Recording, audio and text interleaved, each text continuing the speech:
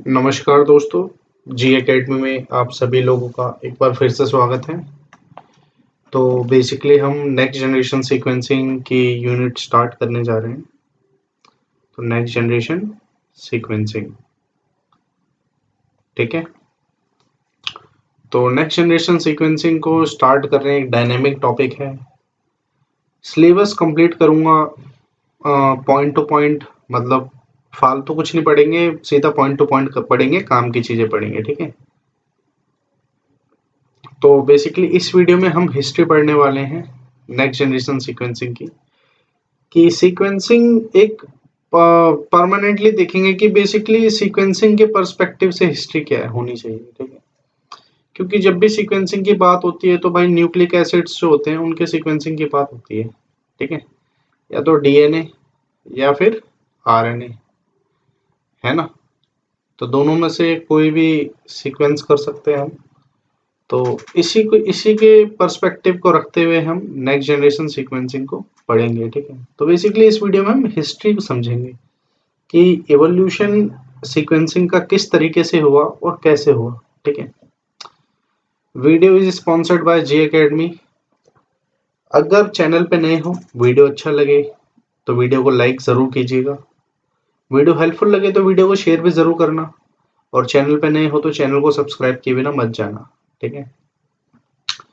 Video का explanation purely Hindi में होने वाला है, ठीक है। तो खास करके उन यूजर्स को बेनिफिट करेगा जो बायोइन्फॉर्मेटिक्स या कीमो इन्फॉर्मेटिक्स या नेक्स्ट जनरेशन सीक्वेंसिंग समझना चाहते हैं, वो भी हिंदी में, ठीक है। तो हिंदी ऑडियंस के लिए मैं बेसिकली वीडियोस बनाता हूँ। इंग्लिश में तो आपको मिल जाएंगी और भी वीडियोस। तो बेसिकली हिंदी एक्सप्लेनेशन की वीडियोस हैं सारी ये, ठीक है। चलिए स्टार्ट करते हैं। तो बेसिक तौर पे मैंने जैसे बोला आपको, हम हिस्ट्री पढ़ेंगे, ठीक है। किसकी? एनजीएस की, नेक्स्ट जनरेशन सीक्वेंसिंग की, ठीक है। एक एक करके पॉइंट्स देखते हैं कि किस तरीके से हिस्ट्री का एवोल्यूशन हुआ, किस तरीके से नेक्स्ट जनरेशन सीक्वेंसिंग, मतलब सीक्वेंसिंग टेक्निक्स का किस तरीके से एवोल्यूशन हुआ, ठीक है। तो सबसे पहला जो पॉइंट आता है वो आता है भाई 1867। एफ मीशर के नाम से साइंटिस्ट का आपने नाम सुना होगा, फ्रेडरिक मीशर, ठीक है। जिस तरीके से भी प्रोनाउंस करना चाहते हैं उस तरीके से करिए, बट आपने एग्जाम में सही से लिखा होना चाहिए, ठीक है। आपको एग्जाम में सही से लिखना है। तो बेसिकली ऐसे व्यक्ति थे जिन्होंने पहली बार आइसोलेशन करा था डीएनए का, मतलब न्यूक्लिक एसिड्स का, ठीक है। फर्स्ट आइसोलेशन करा था इन्होंने, न्यूक्लिन नाम दिया था उसे। क्या नाम दिया था? न्यूक्लिन। तो इन्होंने बेसिकली ये जो न्यूक्लिक एसिड आइसोलेट करा था वो डब्ल्यूबीसी व्हाइट ब्लड सेल से करा था, ठीक है। ये बेसिकली डॉक्टर थे। तो डब्ल्यूबीसी से इन्होंने जो जेनेटिक मटेरियल आइसोलेट करा उसको इन्होंने फर्स्ट टाइम नाम दिया था क्या? न्यूक्लिन, ठीक है। उस टाइम पे ये देखा नहीं गया था, उस टाइम इतना डायनामिक स्टडी नहीं की गई थी डीएनए की, डिस्कवरी भी नहीं हुई थी बेसिकली। तो एक ये था कि हाँ भाई एक जेनेटिक मटेरियल है, तो उसको न्यूक्लिन इन्होंने अपने हिसाब से नाम दे दिया, ठीक है। धीरे धीरे कहानी बढ़ती चलती है। 1950 आता है। 1950 में चरगाफ, एडविन चरगाफ करके एक व्यक्ति का नाम आता है, तो जिनको हम पढ़ते भी हैं, एडविन चरगाफ, ठीक है। तो इनके नाम से आपने आई होप सुना होगा चरगाफ्स रूल। चरगाफ रूल आपने सुना ही होगा। तो बेसिकली होता क्या है, एक तो प्यूरिन्स होते हैं, ठीक है, डीएनए की अगर मैं बात करूं, और दूसरी तरफ क्या होते हैं? पायरिमिडिन। एक तरफ प्यूरिन्स होते हैं और दूसरी तरफ क्या होते हैं? पायरिमिडिन्स, ठीक है। प्यूरिन पायरिमिडिन में फर्क क्या क्या होता है भाई? प्यूरिन होते हैं ए और जी, और सी और टी या टी सी, ठीक है, एच ई सी टी। तो बेसिकली होता क्या है, किसी भी डीएनए के अंदर, ठीक है, अगर हम देखें सही तरीके से, तो ए तो भाई किसके साथ बाइंड करता है? ए बाइंड करता है टी के साथ, ठीक है, और जी बाइंड करता है ट्रिपल बॉन्ड के सी के साथ। ए डबल हाइड्रोजन बॉन्ड और सी ट्रिपल हाइड्रोजन बॉन्ड। ठीक है, आ रही है बात समझ में? तो चरगाफ रूल ये बोलता है कि भाई जितना किसी भी डीएनए सीक्वेंस में एडेनिन का कंटेंट होगा उतना ही थायमिन का कंटेंट होगा, और जितना ही अगर ग्वानिन का कंटेंट होगा किसी भी डीएनए में तो उतना ही साइटोसिन का भी कंटेंट होगा। तो कहने का मतलब जो चरगाफ रूल है वो नंबर ऑफ एडेनिन किसी भी डीएनए सीक्वेंस में बराबर होंगे नंबर ऑफ थायमिन के। आ रही है बात समझ में? और नंबर ऑफ जो ग्वानिन होंगे बेसिस वो किसके बराबर होंगे? Number of cytosine. ठीक है, आ रही है बात समझ में? तो ये था बेसिकली चरगाफ रूल। ठीक है, तो चरगाफ रूल हम बेसिकली स्टडी करते हैं 12th क्लास के अंदर भी, तो बायोलॉजी के अंदर पढ़ाया जाता है। ठीक है, तो ये बेसिक है एक तरीके से। प्यूरिन्स पैरिमिडिन्स आपको पता होने चाहिए क्या होते हैं। ठीक है, तो एनजीएस में हमें ज्यादा काम नहीं करना होता, बस आपको बताऊंगा क्या क्या काम करना होता है। ठीक है, एक एक चीजों को धीरे धीरे समझेंगे कॉन्सेप्चुअल तरीके से। ठीक है, अब भाई हुआ क्या 1953 के अंदर डबल हेलिक्स मॉडल को एक तरीके से क्या हुआ, डिस्कवर कर दिया गया। डबल हेलिक्स मॉडल मतलब एक तरीके से मॉडल की कॉन्फ़िगरेशन जो होती है ना, कॉन्फ़िगरेशन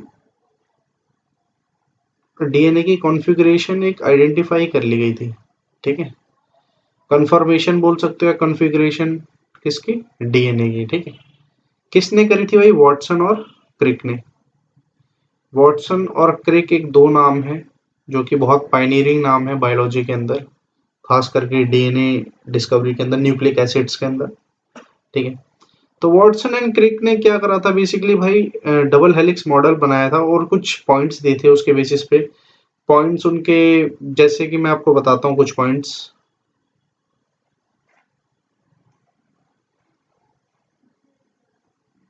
एक एक चीज समझेंगे कॉन्सेप्चुअल क्लैरिटी के साथ। ठीक है, तो वॉटसन और क्रिक ने बेसिकली क्या करा था, कॉन्फ़िगरेशन दिया था डीएनए का, मतलब डीएनए किस तरीके का होता है। एक राइट हैंडेड कॉइल्ड होता है। ठीक है, राइट हैंडेड कॉइल्ड होता है। इन्होंने कुछ हाइपोथेसिस भी दी थी। ठीक है, राइट हैंडेड कॉइल्ड, और होता क्या है कि एक पिच का डिस्टेंस जो होता है वो 3.4 नैनोमीटर होता है। ठीक है, और जैसे बेस पेयर्स होते हैं इसके बीच में। ठीक है, इन दो बेस पेयर के बीच का जो डिस्टेंस होता है वो होता है 0.34 नैनोमीटर। ठीक है, दो चेन्स होते हैं 5 प्राइम टू 3 प्राइम, और एक यहाँ से फिर 5 प्राइम टू 3 प्राइम, मतलब चेन्स क्या होती है? एंटी पैरेलल होती है ना?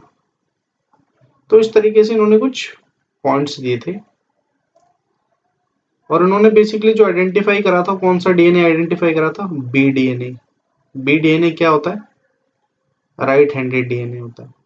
आ रही है बात समझ में? Right handed DNA. ठीक है, बेसिकली ह्यूमंस के अंदर पाया जाता है ये। ठीक है, अलग अलग कंफर्मेशन भी होती है बाय द वे डीएनए की, तो वो भी मैं आने वाली वीडियोस में किसी ना किसी टाइम में डिस्कस जरूर करूंगा जब डिफरेंस हम कर रहे होंगे। ठीक है, तो वॉटसन एंड क्रिक ने बहुत सारे पॉइंट्स दिए थे कि भाई एंटी पैरेलल चेन होती है, मतलब रन कर रही होती है, और प्यूरिन्स पैरिमिडिन्स के साथ अटैच होते हैं। ठीक है, डबल हाइड्रोजन बॉन्ड होते हैं, जैसे ए का टी के साथ होता है डबल, जी का सी के साथ ट्रिपल बॉन्ड होता है, हाइड्रोजन बॉन्ड होता है। तो कुछ ऐसे फीचर्स दिए थे इन्होंने, किन्होंने? वॉटसन एंड क्रिक ने। ठीक है, उस मॉडल के बेसिस पे जो इन्होंने आइडेंटिफाई किया था। ठीक है, 1964 पे आ जाती है कहानी, तो 1965 से यहाँ पे एक नाम आता है रॉबर्ट हॉली। रॉबर्ट हॉली भी बहुत, मतलब इन्होंने मेडिसिन में, इन्हें नोबेल प्राइज मिला है, नोबेल प्राइज इन मेडिसिन। ठीक है, तो बेसिकली इन्होंने first to sequence nucleic acid, nucleic acids को पहले सीक्वेंस कर लिया था, लेकिन एक स्पेसिफिक डायरेक्शन नहीं आ पा रही थी। ठीक है, एक तरीके से कहने का मतलब, सीक्वेंस करने का मतलब क्या होता है भाई? अरेंजमेंट करना किसी चीज का, अरेंजमेंट, रीअरेंजमेंट बोलते हैं ना, किसी चीज को रीअरेंज कर लिया। तो सीक्वेंसिंग का एक तरीके से मतलब क्या हो गया? किसी भी चीज को रीअरेंज करना। ठीक है, अगर देसी भाषा में समझे तो। ठीक है, मैंने आपको काफी सारे टुकड़े दे दिए किसी चीज के, अब आप इसको एक रीअरेंज करोगे प्रॉपर तरीके में तो क्या होगा, एक सीक्वेंस बन जाएगा, मतलब स्पेसिफिक एक सीक्वेंस बन जाएगा, है ना। तो एक तरीके से आप कर क्या रहे हैं, हम रीअरेंजमेंट कर रहे हैं, ठीक है। और रीअरेंजमेंट करके क्या बना रहे हैं, स्पेसिफिक स्ट्रक्चर बना रहे हैं। तो इन्होंने करा क्या था, बेसिकली एक स्ट्रक्चर तैयार कर दिया था स्पेसिफिक, ठीक है। अब आती है कहानी भाई मैक्सम गिलबर्ट सीक्वेंसिंग। तो ये भी सीक्वेंसिंग मेथड था पॉपुलर जो हुआ था किसी टाइम पे 1976 टू 1977। इनकी स्टडीज भी बहुत अच्छी मानी जाती है। तो मैक्सम गिलबर्ट सीक्वेंसिंग एक सीक्वेंसिंग टेक्निक है। बेसिकली होता क्या है इसमें कि भाई जनरली केमिकल मॉडिफिकेशंस की जाती है डीएनए की। तो क्या की जाती है, केमिकल मॉडिफिकेशंस, और क्लीवेज भी की जाती है, मॉडिफिकेशन ऑफ डीएनए, ठीक है।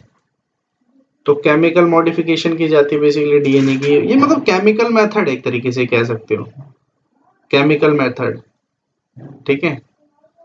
और आने वाली मतलब अभी मैं और भी अच्छी अच्छी चीजें बताऊंगा आपको सीक्वेंसिंग से रिलेटेड, ठीक है।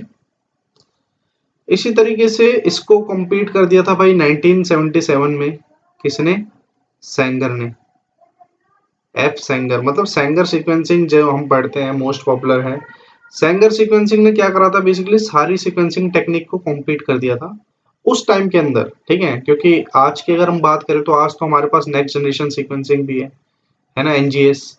और इसके बाद थर्ड जनरेशन सीक्वेंसिंग भी है हमारे पास, इससे भी एडवांस जो है, ठीक है। और हो सकता है आने वाले टाइम में फोर्थ जनरेशन सीक्वेंसिंग भी आ जाए, ठीक है। तो बेसिकली जो सेंगर सीक्वेंसिंग थी ये उस टाइम में कॉम्पीट कर गई थी और सारी सीक्वेंसिंग टेक्निक को, ठीक है। और रिलायबल भी मानी गई थी, ठीक है। कोई भी चीज अगर कॉम्पीट कर जाती है तो हर एस्पेक्ट से उसको देखा जाता है, कॉस्ट, टाइम, ठीक है। बहुत सारी चीजें होती हैं उसमें, फैक्टर्स होते हैं। तो सैंगर सीक्वेंसिंग बेसिकली इसको डाई डीऑक्सी सीक्वेंसिंग भी बोला जाता है, डाई डीऑक्सी, ठीक है, सीक्वेंसिंग, चेन टर्मिनेशन मेथड, इन सब नाम से इनको जाना जाता है, ठीक है। ये बेसिकली एंट्रेंस में आपसे पूछा जा सकता है, चेन टर्मिनेशन मेथड, ठीक है। तो ये सैंगर सीक्वेंसिंग के कुछ नाम होते हैं। बेसिकली इसमें क्या होता है कि भाई डाई डीऑक्सी, एक डीडीएनटी भी हम यूज करते हैं। ये बेसिकली क्या करता है, ये ब्लॉक कर देता है लास्ट पोजीशन, ठीक है। डाई डीऑक्सी होते हैं क्योंकि जो स्ट्रक्चर होता है आप ध्यान से देखो तो इन दोनों पोजीशन, ये तो ऑलरेडी ब्लॉक होती है, ये भी ब्लॉक हो जाती है, ठीक है। मतलब नेक्स्ट यहाँ पे न्यूक्लियोटाइड नहीं जुड़ पाता, ठीक है। इसके बारे में भी अपन बात करेंगे। बेसिक एक तरीके से सेंगर सीक्वेंसिंग हम सभी ने पढ़ी है, तो इसका ज्यादा काम नहीं है, बस हम एक कॉन्सेप्ट समझ रहे हैं, ठीक है, कि किस तरीके से हिस्ट्री चली। और दूसरी चीज ये है कि भाई जो ये दो टेक्निक है ना, मैक्सम गिलबर्ट सीक्वेंसिंग और सेंगर सीक्वेंसिंग, ये कंसीडर की जाती है first generation sequencing, first generation sequencing. आ रही है बात समझ में? तो कलर बदल लेता हूं मैं थोड़ा। तो ये क्या है भाई, बेसिकली फर्स्ट जनरेशन सीक्वेंसिंग मानी जाती है, ठीक है। ये दोनों टेक्निक कौन कौन से, मैक्सम गिलबर्ट सीक्वेंसिंग और सेंगर सीक्वेंसिंग, ठीक है। अब भाई हुआ क्या, इस इनके बाद भी सेंगर सीक्वेंसिंग, जैसे कि हमें पता ही था कि भाई एचजीपी जो हमारा प्रोजेक्ट था, ह्यूमन जीनोम प्रोजेक्ट, उसके अंदर जो सीक्वेंसिंग टेक्निक यूज की गई थी वो एचजीपी ही थी। इस वजह से हमारा जो कॉस्ट आया था वो बहुत ज्यादा हाई आया था, ठीक है। अब 2005 धीरे धीरे बीत जाता है, ठीक है। मतलब सेंगर सीक्वेंसिंग तो पॉपुलर थी क्योंकि इसमें एरर का जो रेट था, एरर का रेट था क्या, वो कम था, ठीक है, या मिनिमम था, मिनिमाइज था बहुत, ठीक है। लेकिन सेंगर सीक्वेंसिंग ना क्या था बेसिकली, अब छोटे सीक्वेंस जैसे हमारे हुआ करते थे वो तो हम इससे सीक्वेंस कर लेते थे सेंगर सीक्वेंसिंग से। लेकिन जो बड़े बड़े सीक्वेंसेस होते थे ना हमारे, बिग सीक्वेंसेस, जो बिग सीक्वेंस हमारे हुआ करते थे वो बेसिकली क्या होते थे, एक तो टाइम कंज्यूमिंग होता था, कॉस्ट इफेक्ट, मतलब उसमें एक्यूरेसी भी, काफी सारे फैक्टर होते थे। तो सेंगर सीक्वेंसिंग को भी कॉम्पीट करने के लिए फिर एक नई सीक्वेंसिंग टेक्निक जो बनाई गई थी वो कौन सी थी? Next generation sequencing. Next generation sequencing को दूसरे नाम से बोला जाता है, it is also known as second generation sequencing. Second generation sequencing, ठीक है। तो बेसिकली नेक्स्ट जनरेशन सीक्वेंसिंग ने कॉम्पीट करा सेंगर सीक्वेंसिंग को, मतलब इसके बाद ही आई थी, जाहिर सी बात है। लेकिन सेंगर सीक्वेंसिंग एक तो स्लो थी, ठीक है, क्या थी? स्लो थी। लेकिन next generation sequencing basically fast थी बहुत ज्यादा। लेकिन इन पे भी अलग अलग एस्पेक्ट है, अगर हम देखें, स्लो थी लेकिन एक्यूरेसी इसमें क्या थी? हाई थी। इसमें एक्यूरेसी का रेट देखें तो एक्यूरेसी कम है, ठीक है, लेकिन सीक्वेंसिंग फास्ट है। आ रही बात समझ में? तो नेक्स्ट जनरेशन सीक्वेंसिंग जल्दी सीक्वेंस करके दे देती है, विद इन एक, मतलब एक दिन लग जाता है आपको किसी, मान लो ह्यूमन जीनोम को सीक्वेंस करना है, ठीक है, तो एक दिन और उससे भी कम टाइम में हो सकता है हो जाए पूरा ह्यूमन जीनोम सीक्वेंस, ठीक है। तो इस तरीके से जैसे हमारा ह्यूमन जीनोम प्रोजेक्ट 13 साल में हमारा खत्म हुआ था अराउंड, ठीक है। तो बेसिकली अब 13 साल का काम सोचो एक दिन के अंदर अगर हमारा हो जाए तो कितना टाइम बच गया? बहुत टाइम बच गया ना। तो इसीलिए नेक्स्ट जनरेशन सीक्वेंसिंग ने क्या करा? सेंगर सीक्वेंसिंग को रिप्लेस कर दिया, ठीक है। और next generation sequencing basically second generation sequencing भी इसको कहा जाता है। और एक चीज और कि जो नेक्स्ट जनरेशन सीक्वेंसिंग है इसमें कई सारी टेक्निक्स आती हैं, मतलब कई सारी सीक्वेंसिंग मेथड्स हैं, वो भी अपन देख लेते हैं इसमें ही स्टार्टिंग में ही। बाकी इनके बारे में हम डिटेल में भी पढ़ेंगे, ठीक है। डिटेल में मैं आपको एक एक चीज बताऊंगा आने वाली वीडियोस में भी। तो बेसिकली इसमें हमारे जो सीक्वेंसिंग टेक्निक है, एक तो पायरो सीक्वेंसिंग है। कौन सी है? पायरो सीक्वेंसिंग, जो हमें डिटेल में पढ़नी है। इल्यूमिना, ठीक है, इल्यूमिना भी सीक्वेंसिंग प्लेटफॉर्म है जो कि बहुत अच्छा माना जाता है। तीसरा है आयन टॉरेंट, ठीक है। आयन टॉरेंट अलग अलग कंपनी मशीन्स को बनाती है, लेकिन सीक्वेंसिंग मशीन ये बहुत ज़्यादा एक्सपेंसिव होती है बेसिकली, ठीक है। सेंगर सीक्वेंसिंग में हमारा खर्चा इतना नहीं आता था, लेकिन नेक्स्ट जनरेशन सीक्वेंसिंग फास्ट तो है लेकिन खर्चा बहुत आता है इसमें, ठीक है। मशीन अगर खराब हो गई उसका भी एक्सपेंस होता है, मतलब बहुत काफ़ी सारी फैक्टर्स होते हैं जो कि अफेक्ट करते हैं किसी भी चीज़ को, ये हम सब जानते हैं, ठीक है।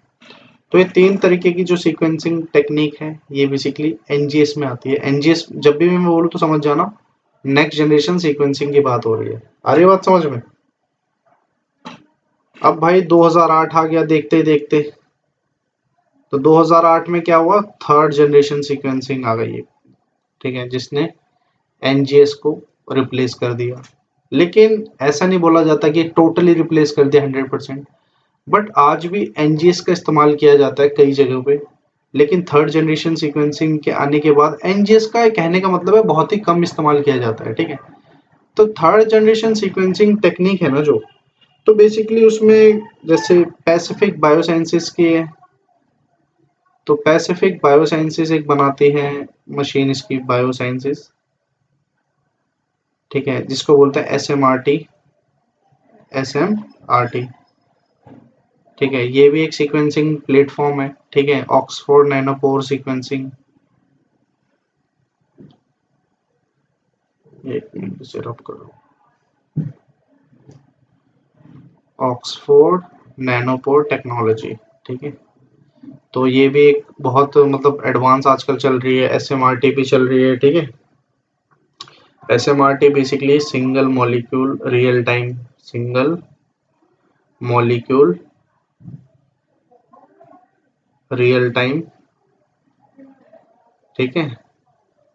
तो ये भी एक सीक्वेंसिंग टेक्निक है, ठीक है। और ऑक्सफोर्ड नैनोपोर टेक्नोलॉजी, इसको कैसे भूल सकते हैं? ऑक्सफोर्ड नैनोपोर टेक्नोलॉजी, ठीक है, टेक्नोलॉजी, इसको बेसिकली ऑक्सफोर्ड यूनिवर्सिटी ने डेवलप किया है। तो ऑक्सफोर्ड नैनोपोर टेक्नोलॉजी ये भी एडवांस है, तो और बहुत अच्छे लेवल पे सीक्वेंसिंग करती है ओएनटी नैनोपोर, ठीक है। बेसिकली नैनोपोर का कॉन्सेप्ट यूज करते हैं। नैनोपोर, नैनोपोर होते हैं छोटे छोटे, नैनो मतलब एक यूनिट होती है, नैनो कौन सी यूनिट होती है, 10⁻⁹ ठीक है, ये क्या होती है नैनो। 10⁻⁻⁶ कौन सी होती है, माइक्रो, ठीक है। तो माइक्रो और नैनो फर्क समझ जाना, ठीक है।